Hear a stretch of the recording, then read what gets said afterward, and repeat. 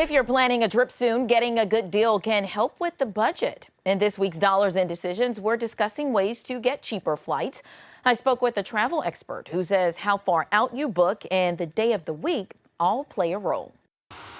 Airfare is super volatile. So a price today that could look pretty good could change tomorrow. It could change within the hour. The cost of a plane ticket depends on several factors, including jet fuel prices, passenger demand, seat availability, the number of carriers on a route, and economic conditions like inflation and consumer confidence. I want people to understand that there is no single best place or time and date where the flight that you're considering is going to be at its absolute cheapest. However, Going.com travel expert Katie Nastrel says there are still ways to save on your flight.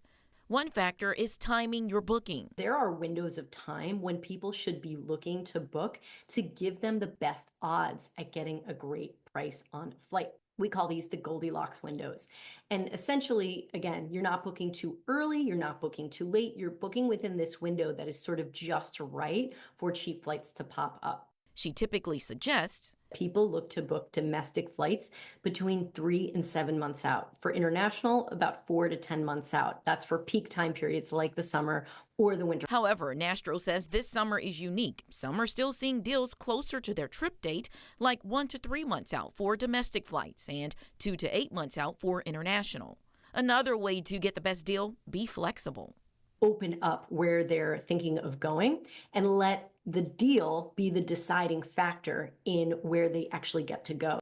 And avoid peak travel days. Just by shifting your dates a few days ahead in the week, so say you leave on a Tuesday versus a Friday, you can save upwards of 25%. She says that's generally true if you fly on a Tuesday, Wednesday, or sometimes even a Saturday. Tuesday is the least traveled day of the week. And so airlines typically will price a little bit lower to sort of drum up business. Set flight alerts to get notified when the price changes and look at different airports. Sometimes it might even pay to fly into an airport that's a little bit further out, but then take public transport or have a friend pick you up or even rent a car because rental rates are actually down to then help save and get you to your intended destination.